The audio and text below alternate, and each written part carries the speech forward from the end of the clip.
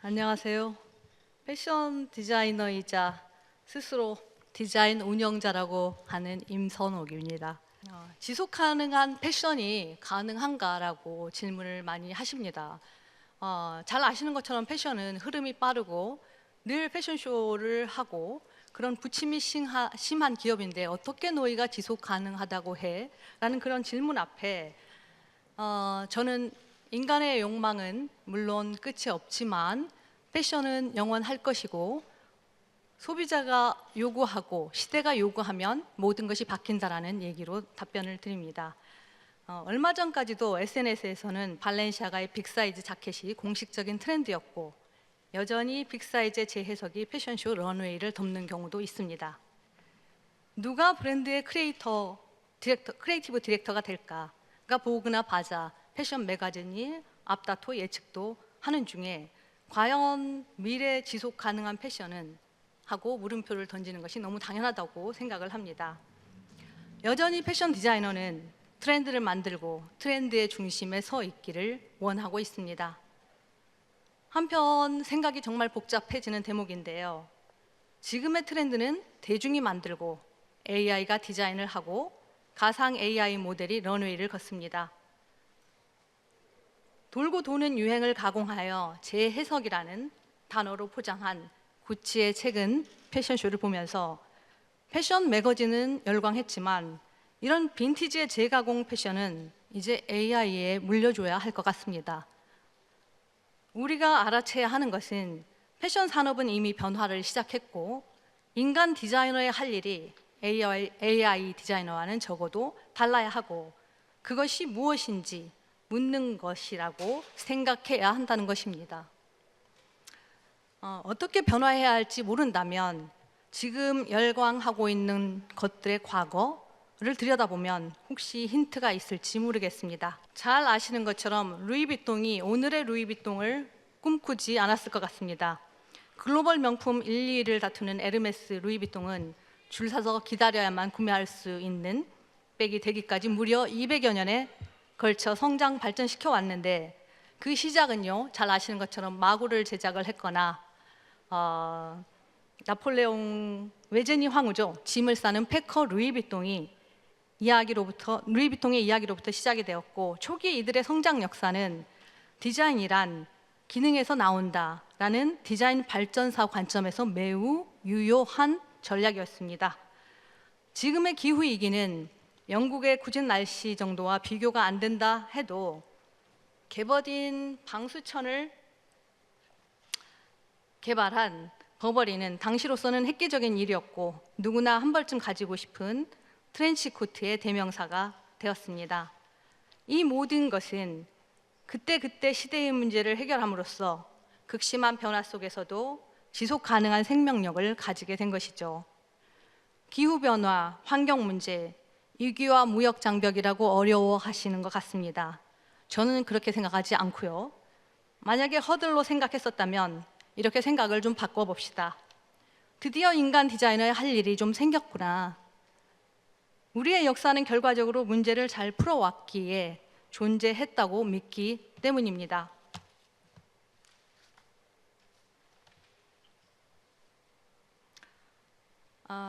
그럼 에코 프렌들리 파츠파츠는 어떤 문제를 인식하고 풀었는가 설명을 좀 드려보도록 하겠습니다. 브랜드명 파츠파츠란 옷을 구성하는 앞판, 뒷판의 부품을 얘기합니다. 보통 유명한 디자이너가 스케치를 하면 스케치에 따라서 패턴으로 넘어가고 또 생산에 이르기까지 그 과정이 굉장히 퍽이나 깁니다.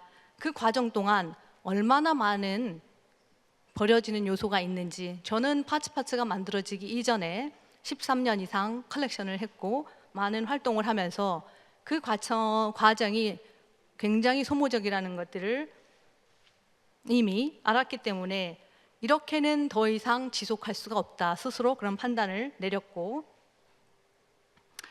그래서 그 앞판 뒷판 소매 커프스를 어떻게 하냐고요. 이거를 기계적으로 부품화하고 트렌드와 기후변화에 능동적으로 조립하고 해체한다. 이 개념이 브랜드명 파츠가 된 것입니다.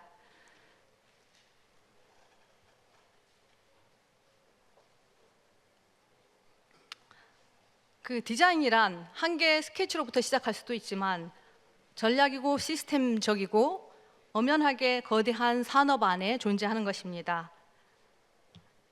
이 전략을 구현하기 위해서는 세 가지의 핵심 요소가 필요한데요. 그 첫 번째는 복종에 따라 다르게 선택하던 패브릭, 매 시즌 그리고 트렌드를 반영해서 패브릭이 복종마다 다르게 선택되는 것이 지금의 모든 패션 업계의 관례입니다. 그런 시간을 보내고 패브릭을 하나로 통일하면 어떨까? 그래서 저희는 13년 이전에 파츠가 생기면서 바로 네오프렌이라는 소재를 선택했고, 이 소재인데요.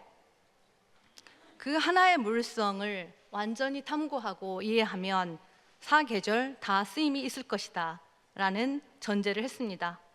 두 번째는 디자인이란 이렇게 시즌과 트렌드, 기후 변화는 언제나 있기 마련이고 디자인에서 절대 시대에 조우하지 못하는 디자인은 퇴출당하죠. 그런 조립과 해체가 용이하다면 가능하지 않겠는가. 그래서 한 개의 소재가 부차적인 안감 등의 일체의 부자재를 없애고 오로지 열 가공에 의한 접착과 탈착의 시임리스 제작 방법을 택하기로 했습니다. 세 번째는 가장 중요한 디자인적 요소인데요. 앞서 말씀한 바와 같이 파츠가 되는 부품을 사전에 재단을 하고 디자이너들은 그 시즌에 맞춰 이렇게 구성을 하면 되지 않겠는가. 이 세 가지 그 요소를 가지고 브랜드는 시작이 되었습니다. 또 하나의 중요한 이유는 2010년 무렵인데요. 복종의 체계가 바뀌는 시기였습니다. 왜냐하면 라이프 스타일이 확장되면서 그간에 정장을 입고 운동을 하려면 옷을 갈아입어야 하고, 그런 현대인이 바쁜 시간에 옷을 선택하여 착용하는 것이 비용과 시간으로 보였습니다. 너무 낭비되고 있고요. 저는 날마다 아침 밥상에 두부나 계란, 우유처럼 쉬운 선택으로 나를 표현하는 유니폼이면 좋겠다. 제가 입고 있는 옷도 일주일째 계속 똑같은 옷을 입고 13년간 똑같은 블랙만 입고 있습니다. 바로 저 네오프렌 소재이고요. 이 스토리를 만든 것은 단순 무지한 열망이 아니고 이미 저에게는 그런 경험과 디자인으로 미래를 지속하게 만들 수 있는 가능성을 충분히 엿보았기 때문에 2011년 당시 서스테너블이라는 단어가 그렇게 흔한 것은 아니었지만 합리적이고 미래지향적인 선택이었다라고 생각하고, 배경은 여러 가지가 있었습니다만 시간 관계상 디테일한 얘기는 생략하겠습니다.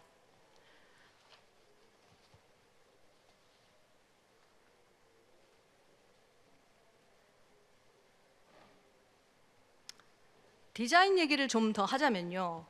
인체를 구성하는 옷의 형태는 그리스 시대에는 얼굴에 동그라미 하나만 있으면, 홀 하나만 있으면 로브처럼 옷을 입을 수 있었고, 그래서 현대사회도 마찬가지로 인체의 자유로운 활동을 위해서는 얼굴이 나오는 구멍, 그리고 팔, 다리, 그런 4개의 홀만 있으면, 잘 뚫려 있으면 옷이 된다. 그 개념으로부터 시작을 했는데, 나는 디자이너고 디자인 좀 하는 디자이너이고 걱정이 없었습니다. 인체는 둥글고 내가 선택한 네오폴리 패브릭은 중력으로 밑으로 충분히 떨어질 각오가 되어 있었기 때문에 이런 스퀘어 패턴에 단지 4개의 홀만 있어도 옷으로서 충분한 기능이 실현이 되었고 아름다운 실루엣을 만들어 주었습니다. 그렇지만 한 가지의 소재가 사계절 컬렉션을 진행한다는 것은 그렇게 쉬운 일이 물론 아니었고, 겨울에는 판매를 못한다. 이런 그 요소들이, 리스키한 요소들이 굉장히 장점의 기회를 주었고, 그 장점의 기회가 된 것은 나중에 영상으로 또 설명을 드려보도록 하겠습니다. 결과적으로 이 3가지의 소스가 다 준비되어 있다 하더라도 디자인, 제작, 최종물은 판매와 비즈니스로 이어지는 지속성이 없다면 의미 없는 실험에 그칠 수 있습니다. 저희는 14년간 서울 컬렉션과 트라노이 전시를 통해서 해외 20여 개국 이상의 수출을 했고, 최근에는 기업과 백화점, 리조트에서도 유니폼으로 착용을 하게 되었습니다. 홈쇼핑 2시즌 만에 분당 1천만 원의 기록적인 매출을 달성한 것도 이번 연도가 되었습니다.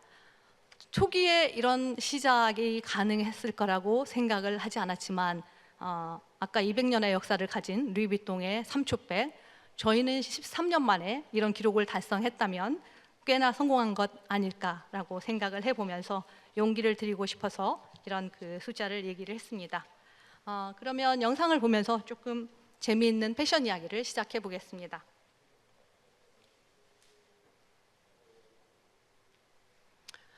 접착 방식이라는 것은 일반적으로 저임금 노동력으로 봉제를 하는 그런 시스템하고는 전혀 다른 방식입니다. 그런데 왜 이런 방식을 택했냐 하면 신진 디자이너일 때 트라노이에 가서 전시를 하는데 옷이 너무 안 이뻐 보이는 겁니다. 그게 뭐냐, 이태리의 고급 바느질과 비교할 수 없게 형편없어 보이는 것이라서 디자인만 가지고는 안 된다. 코스트는 물론이고 완전히 새로운 방식으로 차별화하지 않으면 안 될 것이다. 그리고 한국에는 더 이상 그 양질의 좋은 그 노동력을 가지기가 어려운 시절이 드디어 왔습니다. 그렇다면 우리가 다른 방식으로 얼마든지 접근해 볼 수 있지 않을까 해서 글루로 옷을 붙이기 시작했습니다.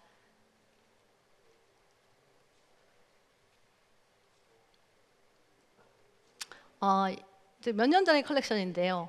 여기서 보여지는 것 모두 다 글루로 붙인 접착 방식이고, 여기서 보여지는 저런 디자인 패턴물도 버려지는 것들이 저절로 이 패턴물로 올라가서 이제 디자인이 된 것입니다. 디자인 띵킹 중에서는 디자인 하지 말자라는 얘기인 거고, 지금 챗 GPT 시대에 이제 말로 내가 스퀘어 어깨를 38로 만들어줘, 43인치의 기장을 만들어줘, 이렇게 명령어를 내리면 나오는 시대에 살고 있는데 내가 왜 디자인을 해야 되지? 그런 루틴을 당연하다고 생각하고 받아들이는 것 이제 그만해도 될 것 같습니다. 마찬가지로 컬렉션에서 보여진 모습인데 앞에 있는 장식은 재단을 하고 남은 슬러치이고 그대로 센터에 올린 것입니다. 물론 벨트도 마찬가지고요. 이것은 또 어떻습니까? 왼쪽에 삐죽 나온 지느러미 같이 생긴 그 왼쪽에는 아마도 팬츠가 재단이 되었었을 겁니다. 재단을 보통은 하고 나머지는 버려지기도 하고, 그렇지만 안 버리고 그것이 또 하나의 예술을 만드는 것은 나의 디자인이 아니라 패브릭이 만들어준 디자인이라고 해야 되겠죠. 제로 웨이스트가 어떻게 가능한가? 이 자켓에서 보여지는 것처럼 60인치 원단 폭의 전체 디자인이 다 들어가 있습니다. 한 개도 버리지 않았고요. 그러면 이렇게 복잡한 것 우리는 싫어합니다. 그럼 다 띄고 아주 심플하게 가디건처럼 입을 수도 있다. 앞서 영상에서 보여드린 것처럼 선택으로 조립과 해체는 착용자의 몫이다라는 얘기가 됩니다.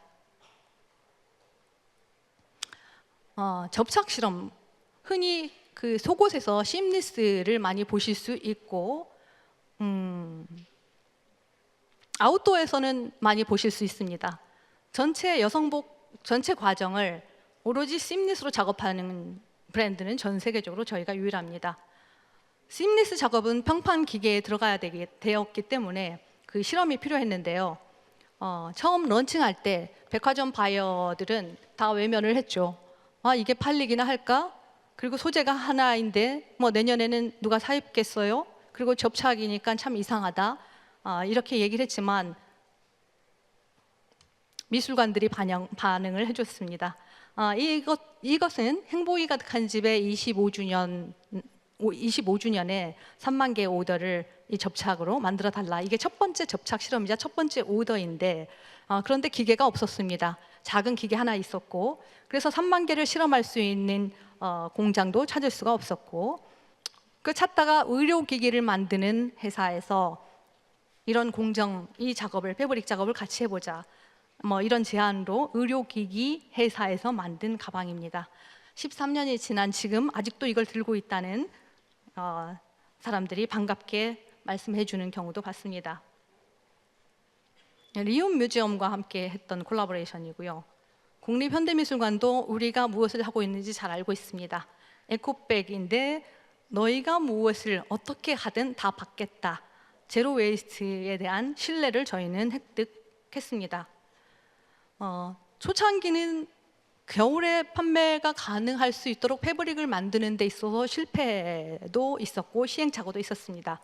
그래서 그 대신 이렇게 아름다운 피스를 만날 수 있었던 것은 안에 충전재를 넣고 너무 두껍게 만들다 보니 지금 4층에 전시도 되어 있습니다만 오브제가 된 거죠. 물론 사람이 입을 수도 있지만 갑옷이 되어서 모델을 의다웃하고 런웨이에 세워두자.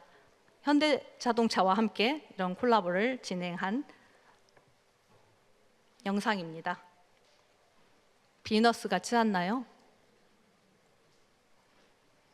네, 입 벌리고 있는 물고기 같습니다. 자, 그 외에도 한복의 현대화를 아름지기 재단과 함께 네오프렌으로 한복을 만들어 보기도 했고요.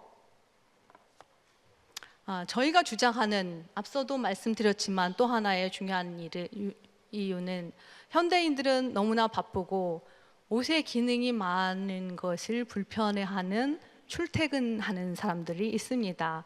패션은 물론 욕망을 만족시키기 위해서 아름답고 우리는 또 아름다운 것을 만들어 하는 패션 디자이너지만 우리처럼 고도로 숙련된 하이엔드 디자이너가 일반적인 유니폼을 만든다면 얼마나 좋겠습니까? 그러니까 처음부터 유니폼이었고 그 유니폼 같은 아주 심플하고 일상생활에 근접한 옷을 만들기로 합니다.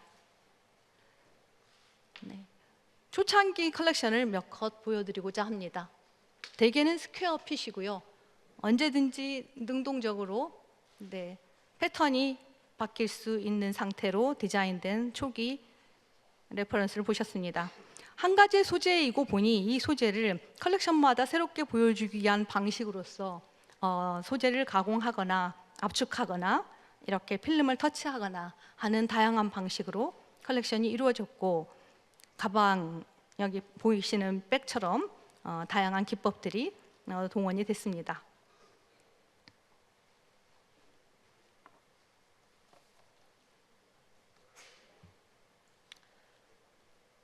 저의 발전사를 보시면 2011년에 저희는 파츠파츠를 런칭했고 1998년에 이미 서울 컬렉션으로 많은 활동을 했었습니다.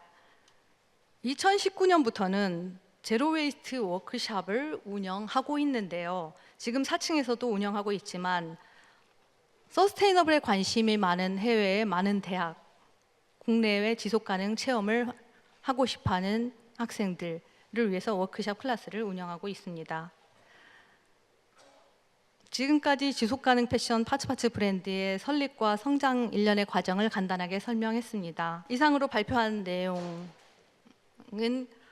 지속가능한 한 패션의 예로서 인사이트에 작은 도움이 되면 좋겠습니다.로 마무리하겠습니다. 감사합니다.